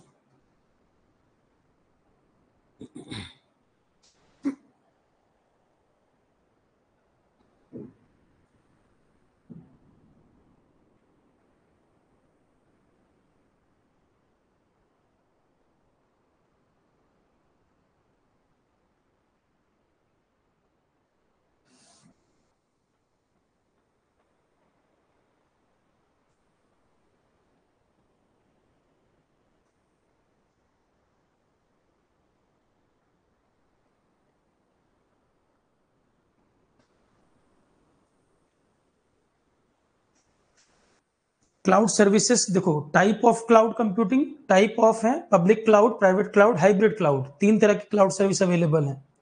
क्लाउड तीन तरह के अवेलेबल। क्लाउड में सर्विसेज कौन कौन सी होती हैं? कंपनियां क्लाउड कंप्यूटिंग में क्या क्या सर्विस प्रोवाइड करती है? बने बनाए इंफ्रास्ट्रक्चर, बने बनाए प्लेटफॉर्म, सॉफ्टवेयर और सर्वरलेस कंप्यूटिंग, इतनी चीजें अवेलेबल हैं। शिल्पा ने एक बड़ा अच्छा क्वेश्चन पूछा, digi locker service private cloud है या पब्लिक क्लाउड है? शिल्पा आप मुझे ये बताइए, डिजी लॉकर में क्या आप स्पेशली अपने लिए कुछ डिमांड कर रहे हो, आप पे कर रहे हो? क्या स्पेशली आपके लिए स्पेशल कुछ प्रोविजन, आपको अपने लिए कुछ पे वे करके कुछ करना पड़ रहा है? आप अपने हिसाब से उसको डिजाइन या प्लान कर रहे हो क्या? डिजी लॉकर सबके लिए ओपन है, सबके लिए ओपन है, पब्लिक क्लाउड है। उस पब्लिक क्लाउड पर आपके पास 1 GB का प्राइवेट स्पेस है। पब्लिक क्लाउड पर ही सबके पास 1 GB का प्राइवेट स्पेस दिया गया है। पब्लिक क्लाउड है, सबके लिए एक्सेसिबल है। जो भी इंडियन सिटीजन है कोई भी उसको एक्सेस कर सकता है। वो स्पेशली आपके लिए डिजाइन नहीं है, ठीक है? स्पेशली आपके लिए होता तो प्राइवेट क्लाउड बोलते। डिजी लॉकर तो कोई भी इंडियन सिटीजन है, कोई भी उसमें एंटर कर सकता है डिजी लॉकर में, और अपने स्पेस में एंटर कर सकता है। सबके पास 1 GB का प्राइवेट स्पेस दिया गया है। मतलब समझ लो जैसे गवर्नमेंट का एक बहुत बड़ी बिल्डिंग है और उसमें कोई भी इंडियन सिटीजन एंटर कर सकता है उस बिल्डिंग में। आप ऐसे समझो शिल्पा, और एग्जांपल देता हूं मैं। गवर्नमेंट की एक बिल्डिंग है, उसमें कोई भी इंडियन सिटीजन बिल्डिंग में एंटर कर सकता है, पर जो भी सिटीजन है उन सबकी एक एक अलमीरा है, अपनी अपनी अलमीरा ही चेक करेंगे, कोई किसी की अलमीरा नहीं चेक करेगा। बिल्डिंग में कोई भी इंडियन सिटीजन एंटर कर सकता है और सब अपनी अपनी अलमीरा चेक कर सकते हैं। यह है पब्लिक क्लाउड। प्राइवेट क्लाउड का मतलब है जिसका प्राइवेट वो है, उसकी बिल्डिंग है। आप प्राइवेट क्लाउड का मतलब आपकी अपनी बिल्डिंग है, आप जिसको कहोगे वो एंटर करेगा। अलमीरा की तो बात ही छोड़ो, अलमीरा तक जाने की बात ही छोड़ो, बिल्डिंग में एंटर भी वो करेगा जिसको आप चाहोगे। दोनों में डिफरेंस क्लियर है? पब्लिक क्लाउड कोई भी बिल्डिंग में एंटर कर रहा है, 1 GB प्राइवेट स्पेस मिला है, हर कोई अपनी अपनी अलमीरा चेक कर रहा है। प्राइवेट क्लाउड स्पेशली आपके लिए ही है, उस बिल्डिंग में भी हर कोई एंटर नहीं करेगा, आप जिसको एक्सेस दोगे। पॉइंट समझ आ रहा है?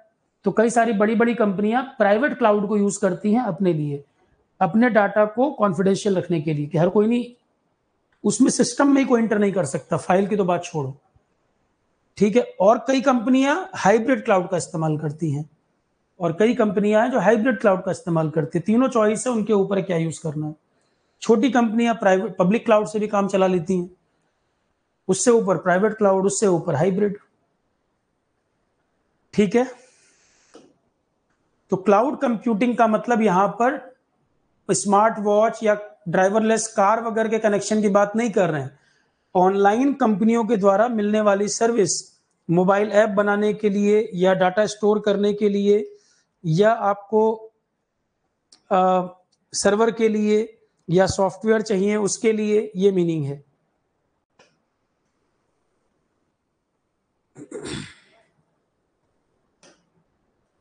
क्या मैं ये आपको समझा पाया कि इंटरनेट ऑफ थिंग्स और क्लाउड कंप्यूटिंग दोनों अलग बातें हैं? इंटरनेट ऑफ थिंग्स और क्लाउड कंप्यूटिंग दोनों एक चीज नहीं है, दोनों का कंसेप्ट अलग अलग है। एक इमेज दिखा देता हूं मैं, उससे थोड़ी और क्लैरिटी हो जाएगी।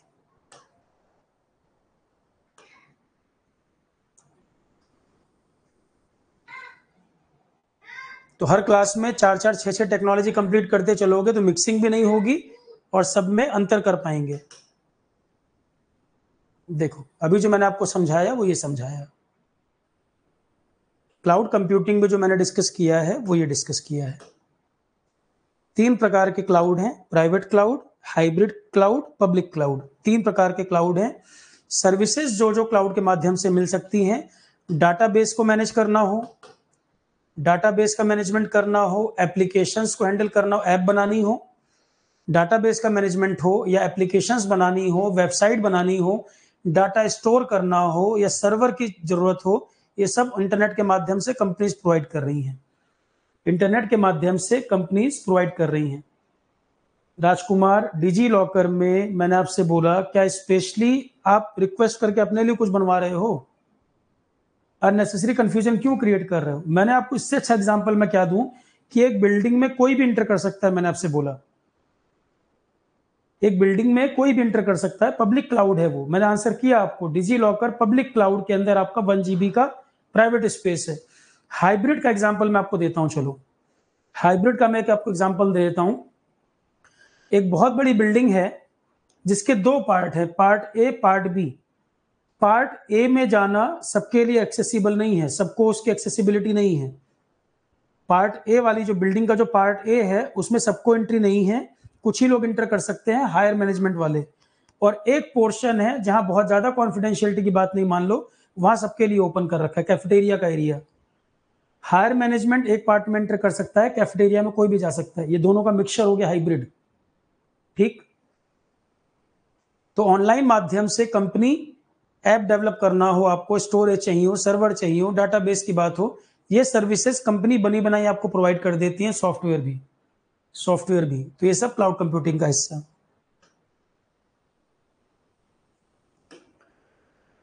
तो क्लाउड कंप्यूटिंग के बारे में हमने क्या जाना? ऑनलाइन माध्यम से कंपनी सर्विस डिलीवर कर रही है। ऑनलाइन माध्यम से कंपनी सर्विस डिलीवर कर रहा है।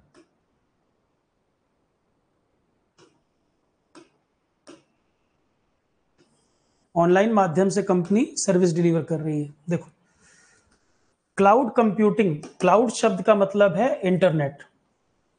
It is the delivery of computing services. It is the delivery of computing services. Computing services like storage, server, database, network, software, analytics या intelligence over the internet. Cloud के माध्यम से company इस तरह की सर्विस आपको डिलीवर करती है जिससे आप तेजी से इनोवेशन का काम कर पाए, कंपनी को ग्रो कराना है, कंपनी को ग्रो करा पाए, एफिशिएंट तरीके से चीजें बढ़ें और कॉस्ट इफेक्टिव भी हो। बना बनाया सब कुछ आपको मिल रहा है जिससे कॉस्ट इफेक्टिव भी हो। अगर आप खुद से इनको बनाने जाओगे तो समय बहुत लगेगा खुद से अगर बनाने जाएंगे, और शायद आप बना भी ना पाओ। मैं बोलूं कि भाई सॉफ्टवेयर आपको चाहिए, सॉफ्टवेयर आप खुद से बनाइए सारे, तो कई साल लगेंगे, कंपनी चल भी नहीं पाएगी। बने बनाए सॉफ्टवेयर मिल जाएंगे, आप यूज कर लो डायरेक्ट, खत्म काम। तो cloud computing it is the delivery of computing services. तो क्लाउड इंटरनेट के माध्यम से कंपनी कई सारी सर्विसेज डिलीवर करती हैं, जैसे कि storage, server, database, network, software, analytics and intelligence, जिससे कि तेजी से इनोवेशन का काम हो पाए, कंपनी को ग्रो कराना है वो हो पाए एफिशिएंट तरीके से, टाइम भी बचे और पैसा भी बचे। क्लाउड कंप्यूटिंग का सबसे बड़ा फायदा क्या है? टाइम भी बचेगा, पैसा ही बचेगा। इतना ज्यादा डाटा हैंडल करना है और आप खुद से अगर सारी चीजें बनाने जाओगे, ये बनी बनाई चीजें अगर अवेलेबल नहीं होती तो बहुत मुश्किल हो जाता, बहुत हेक्टिक हो जाता।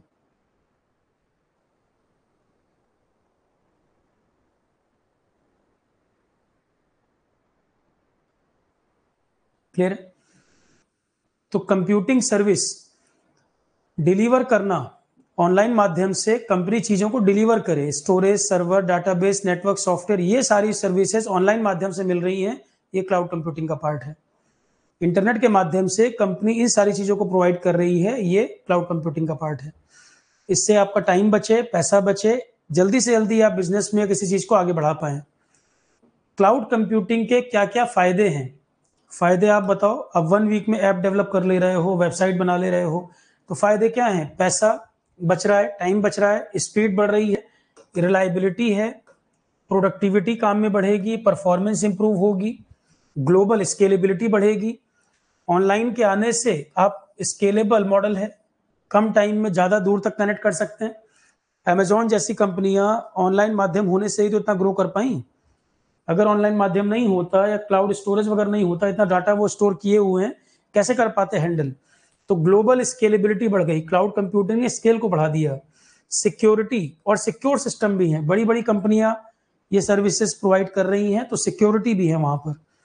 टेक्नोलॉजी क्योंकि उनकी एडवांस है, यूजर फ्रेंडली है और एरर की गुंजाइश कम होती है।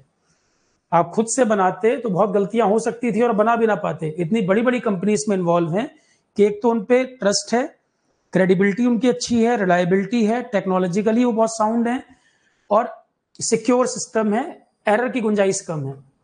और एरर आएगा भी तो कम टाइम में वो उसको सॉल्व कर लेंगे, रिजॉल्व कर लेंगे। इतनी बड़ी बड़ी कंपनी इन्वॉल्व है, अगर एरर आता भी है तो वो जल्दी उसको रेक्टिफाई कर लेते हैं और अपडेट भी करते रहते हैं, टाइम के साथ एडवांसमेंट भी होता रहता है। तो क्लाउड कंप्यूटिंग के क्या फायदे? बनी बनाई चीजें हमें मिल रही हैं जिससे हमारा परफॉर्मेंस, प्रोडक्टिविटी, टाइम, पैसा, ये सब चीजें बच रही हैं। रिलायबल है, ग्लोबल स्केल है, दूर तक हम ज्यादा लोगों से कनेक्ट कर सकते हैं, सिक्योर है, एक्यूरेट है, यूजर फ्रेंडली है और टाइमली अपडेट वगैरह भी होता रहेगा। क्लाउड कंप्यूटिंग के टाइप मैंने बताया 3 type, public cloud, private cloud और hybrid. Public cloud owned and operated by third party, जैसे डिजी लॉकर गवर्नमेंट की तरफ से दिया गया, कोई भी पब्लिक में जाकर कोई भी इंडियन सिटीजन 1 GB स्पेस वहां पर अवेल कर सकता है।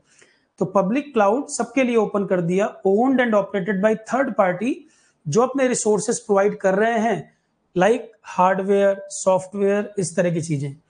प्राइवेट क्लाउड जो किसी ऑर्गेनाइजेशन ने स्पेसिफिकली अपने लिए उसको रिक्वायर्ड है, वो अलग से पे कर रहे हैं, जो स्पेसिफिकली उन्हीं के लिए है। अब जैसे अमेजॉन जैसी कंपनी, ऑब्वियसली बात है प्राइवेट क्लाउड होगा उनके पास, गूगल का खुद का प्राइवेट क्लाउड होगा। तो जो बड़ी बड़ी कंपनीज हैं वो और ज्यादा पे करते हैं प्राइवेट क्लाउड के लिए, जो स्पेसिफिकली उन्हीं के लिए है। प्राइवेट क्लाउड का क्या मतलब? Under this cloud computing resources used extensively by single organization, ये अंतर है। तो प्राइवेट क्लाउड के अंदर जो रिसोर्सेज होंगे सिर्फ और सिर्फ वही कंपनी, वही ऑर्गेनाइजेशन उसको अवेल कर पाएगी, ये सबके लिए ओपन नहीं है। सर्विसेज और infrastructure maintained on a private network, services and infrastructure are maintained on a private network, specifically इन्हीं को दिया गया है, सबके लिए एक्सेस नहीं है। तो पब्लिक क्लाउड सबके लिए ओपन, कोई भी जाकर वहां पर सर्विस अवेल कर सकता है। प्राइवेट क्लाउड सबके लिए, आप ये नहीं कह सकते कि अमेजॉन का जो प्राइवेट क्लाउड है मुझे उसके अंदर एक्सेस चाहिए।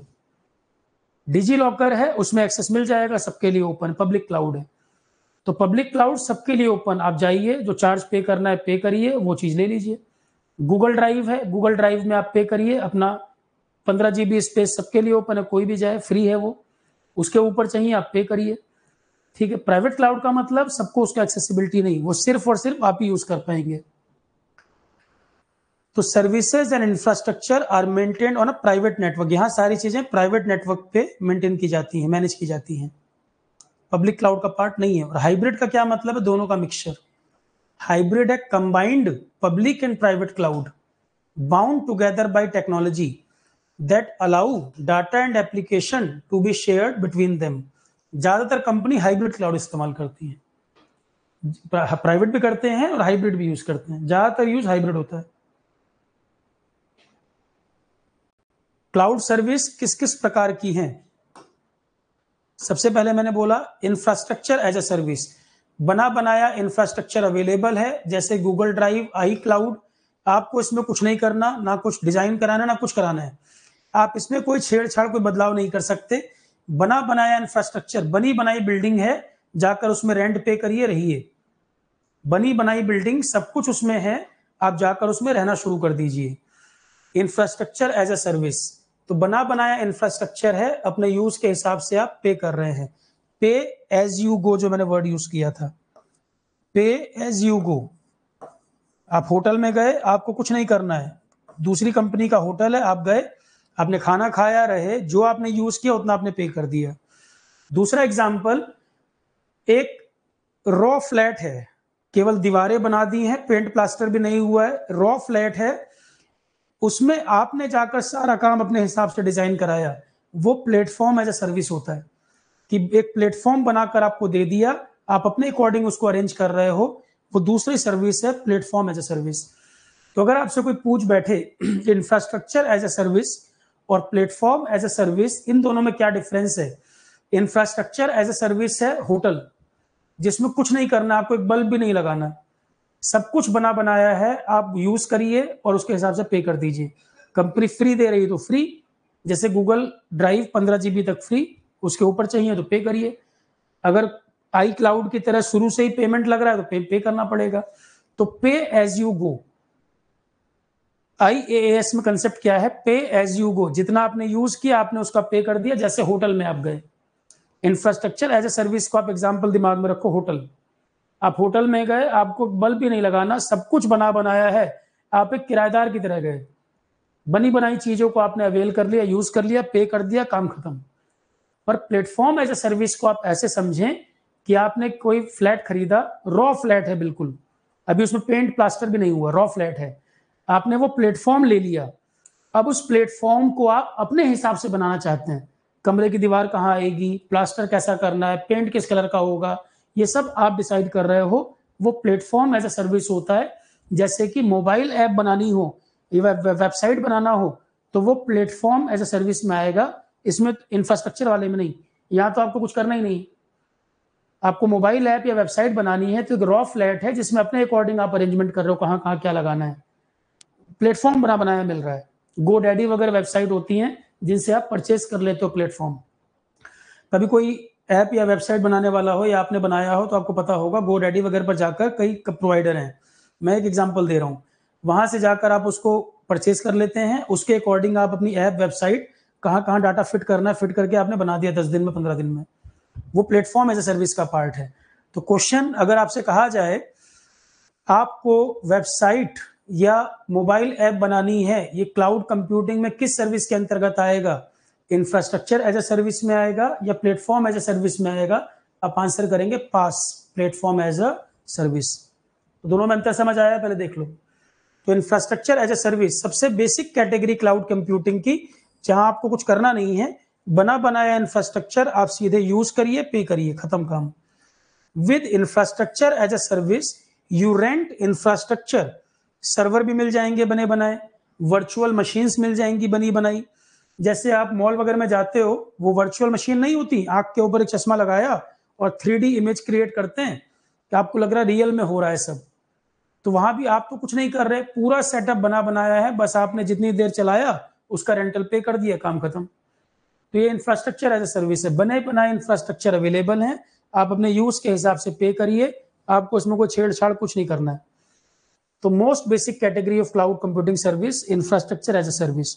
आप इंफ्रास्ट्रक्चर जो यूज कर रहे हैं उसके लिए आप रेंट पे कर रहे हैं, जिसमें आप सर्वर या स्टोरेज या वर्चुअल मशीन, ऑपरेटिंग सिस्टम, कुछ भी आप ले सकते हैं बना बनाया, जो भी क्लाउड प्रोवाइडर हो। क्लाउड प्रोवाइडर का मतलब जो कंपनी प्रोवाइड कर रही है, जो कंपनी इसको प्रोवाइड कर रही है आप उसको पे करिए और इनको अवेल करिए। एग्जाम्पल के तौर पे गूगल ड्राइव या आई क्लाउड, एप्पल में आई क्लाउड यूज होता है ना, ये उस समय के हिसाब से लिखा था मैंने, 50 GB के लिए 30 रुपये पे करना होता था। अभी एप्पल का मुझे नहीं पता, चेंज हो गया होगा तो पता नहीं। उस समय 19 मैंने एग्जाम्पल लिखवाया था कि 30 रुपये लगभग इतने GB का पे करते थे आई क्लाउड में। उसी तरह गूगल ड्राइव है।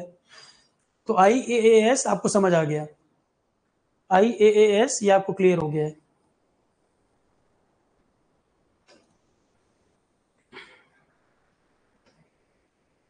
दूसरा प्लेटफॉर्म एज ए सर्विस, बने बनाए platform available, platform as a service PaaS. तो बने बनाए प्लेटफॉर्म अवेलेबल हैं जिससे आप अपनी वेबसाइट या ऐप वगैरह डेवलप कर सकते हो। प्लेटफॉर्म का जो सारा वर्क है वो कंपनी मैनेज कर रही है, आपको उसको नहीं करना, बस आपको अपना डाटा फिट करना है उसके ऊपर। तो platform as a service company provide करती है ऑन नेट के माध्यम से, इंटरनेट के माध्यम से ये सर्विस अवेलेबल है। तो it's supply on and demand environment for developing testing, delivery, managing software applications. It is designed to make it easier for developer to quickly create website or mobile app without worrying about setting up or managing infrastructure. तो बना बनाया platform available है, platform संबंधित सारी चीजें company handle कर रही है। आप अपनी वेबसाइट या मोबाइल ऐप बनाइए, बाकी चीजों की चिंता आपको नहीं करनी है। प्लेटफॉर्म एज ए सर्विस में कंपनी बने बनाए प्लेटफॉर्म आपको दे रही है, जिससे आप कम टाइम में अपनी वेबसाइट या ऐप डेवलप कर पाए, ज्यादा कुछ इसमें आपको सोचना नहीं पड़ेगा। तो it's supply on and demand environment for developing, testing, delivery and managing software applications. It is designed to make it easier for developer to quickly create website या mobile application without worrying about setting up or managing infra.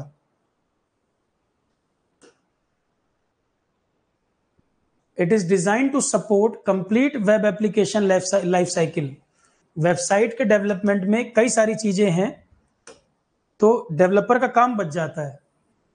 अच्छी company से अगर आप ये service ले लेते हो, बने बनाए प्लेटफॉर्म अगर आप ले लेते हो, तो बहुत सारे काम जो इसमें वो आपके बच जाते हैं। वेब डेवलपर कम टाइम में चीजें पूरी कर लेता है। तो it is design to support complete web application life cycle. Web application life cycle में वेबसाइट को बिल्डअप करना, टेस्टिंग करना, डिप्लॉइंग, मैनेजिंग, अपडेटिंग, बहुत सारी चीजें कंपनी हैंडल करती है। वेब डेवलपर का काम जो है इससे आसान हो जाता है। एग्जाम्पल मैंने बताया, GoDaddy वगैरह इसी तरह के सर्विस प्रोवाइडर हैं। GoDaddy वगैरह जो वेबसाइट हैं वो इसी तरह के सर्विस प्रोवाइडर हैं। प्लेटफॉर्म एज ए सर्विस ले सकते हैं आप इनसे। सर्वरलेस कंप्यूटिंग का मतलब, अब जैसे आरोहन है, तो आरोहन का सर्वर मैं अगर मैनेज करूंगा तो मुझे एक पर्सन बैठाना पड़ेगा उसके लिए। मैं सिंपली सर्वर का स्पेस साल का या 3 साल का पैकेज लेके मैं पे कर दूं, मेरे बिहाफ पे कंपनी हैंडल करेगी, मुझे सर्वर की चिंता नहीं है। मेरे बिहाफ पर जो स्टोरेज मुझे चाहिए कंपनी हैंडल करेगी। तो serverless computing. In this the cloud provider, मतलब कंपनी जो है क्लाउड प्रोवाइडर मतलब जो सर्विस दे रहा है, तो कई क्लाउड प्रोवाइडर, कई सर्विस प्रोवाइडर सर्वर फैसिलिटी भी देते हैं आपके बिहाफ पर। वो हैंडल करेंगे, वो मैनेज करेंगे, वो डील करेंगे, आपको कुछ नहीं करना। तो सर्वरलेस कंप्यूटिंग का मतलब है cloud provider handle the setup, capacity planning और सर्वर मैनेजमेंट फॉर यू। आपके लिए सर्वर संबंधित काम जो है कंपनी मैनेज करेगी, उसके लिए वो चार्ज करेगी। सर्वर के लिए जो मैनेजमेंट है वो आपको नहीं करने की जरूरत है, कंपनी ही वो हैंडल करेगी। सर्वर मैनेजमेंट आपके लिए कंपनी मैनेज कर रही है। डेवलपर के लिए ये काफी आसान कर देता है चीजों को, कि आपको आप पे वर्कलोड नहीं आ रहा, कंपनी हैंडल कर रही है। It enable developer to build application faster by eliminating the need for them to manage infrastructure. तो कई सारी चीजें, इंफ्रास्ट्रक्चर वगैरह मैनेज करने का जो काम है कंपनी कर ले रही है, आप बस अपना वेबसाइट और ऐप डेवलप करने पे फोकस करिए। तो ये सारी सर्विस आप ले सकते हैं, सर्वरलेस कंप्यूटिंग। और लास्ट है software as a service. Software as service नाम से क्लियर है, बने बनाए सॉफ्टवेयर अवेलेबल है, कंपनी चाहे तो चार्ज कर ले या फ्री में आपको दे दे। कई सारे सॉफ्टवेयर तो लोग पायरेटेड यूज करते हैं, पे नहीं करना चाहते। कई सारे सॉफ्टवेयर तो ऐसे हैं लोग पायरेटेड वर्जन यूज करते हैं, ओरिजिनल सॉफ्टवेयर कंपनी प्रोवाइड कर रही है।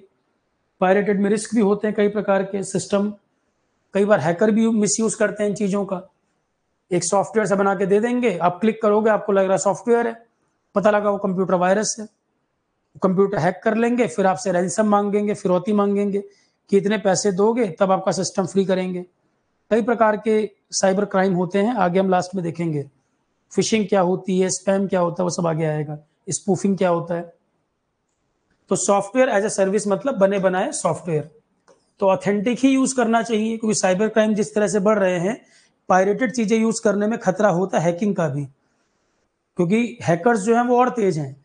वो एक फर्जी वेबसाइट सी बना देंगे या फर्जी एक लिंक क्रिएट कर देंगे, आपको लगेगा ऑथेंटिक है, और आप पैसे बचाने के लिए पायरेटेड सॉफ्टवेयर यूज कर रहे हैं, पता लगा आपने डाउनलोड किया, आपका सिस्टम हैक हो गया, अकाउंट का पैसा वैसा नील हो गया।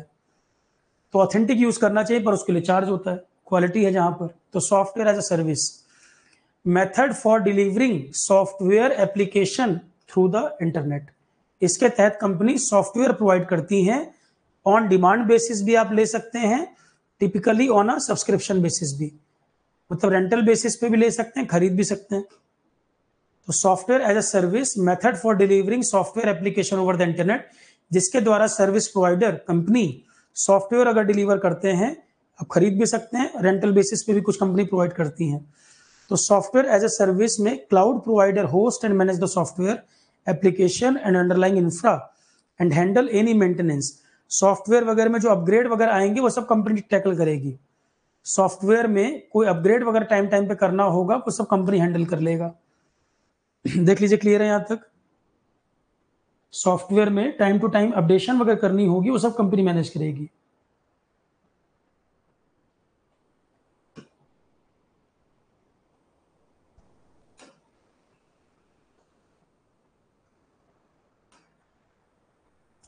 ठीक है, चलो क्लाउड कंप्यूटिंग तक कंप्लीट, यहां तक रखते हैं। अब इसके आगे फिर हम देखेंगे कल। बहुत ज्यादा चीजें मैं एक साथ इसलिए नहीं करा रहा हूं कि मिक्सिंग ना हो। तो आज हमने बस 3 चीजें बात की, net neutrality, internet of things, cloud computing, ये तीनों कंप्लीट। कल हम एआई की बात करेंगे, उसके बाद धीरे धीरे फिर mobile communication, TV communication, hardware software, इसकी तरफ बढ़ेंगे।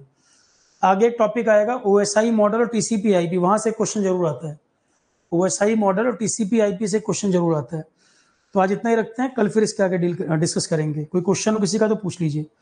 और इंजीनियरिंग सर्विसेज वाले जो बच्चे हैं, मटेरियल साइंस में जो मैकेनिकल का पोर्शन रह गया था आज से स्टार्ट हो रहा है वो। इंजीनियरिंग सर्विसेज वाले जो स्टूडेंट हैं, आज 7 बजे से कैसे रफीज सर मटेरियल साइंस का जो पार्ट रह गया था वो आपका कंटिन्यू हो जाएगा। तो 11:30 आईसीटी चल रहा है और 7 PM मटेरियल साइंस चलेगा। तो पीछे 8-10 दिन आप लोग फ्री रहे। उम्मीद है कि पीछे जो पेंडिंग सब्जेक्ट रहे होंगे कंप्लीट कर लिए होंगे। अब उससे ज़्यादा गैप नहीं मिल सकता था, तो उस टाइम को यूज़ करना चाहिए था। कई लोगों ने यूज़ किया भी होगा। अब हम लोग क्या करेंगे, आईसीटी आपका चल रहा है, इवनिंग 7 PM मटेरियल साइंस आपका कंटिन्यू हो जाएगा। ठीक, तो मटेरियल साइंस का जो पोर्शन रह रहा था वो आज से स्टार्ट होगा। और जैसा कि मैंने बताया है, ईएससी वाला बच्चा या कोई बैच जो कमिट हुआ है पूरा पूरा कंप्लीट होना है। कोई छोटा टॉपिक भी है, मैं सोचिए कि छूटेगा। सेफ्टी का जैसे पार्ट है, सेफ्टी छोटा सा टॉपिक है, डिजाइन ड्राइंग है तो सर ने करा दिया, सेफ्टी रह गया है। तो अब ये मत दिमाग में रखिएगा सेफ्टी नहीं, सेफ्टी भी होगा, कराऊंगा मैं सेफ्टी पार्ट। बैच जो होगा पूरा पूरा होगा। ठीक है, ठीक है क्लास, थैंक यू। इतना ही रखते हैं। तो कल फिर इसके आगे आईसीटी में अगला टॉपिक देखेंगे। Thank you all, thank you.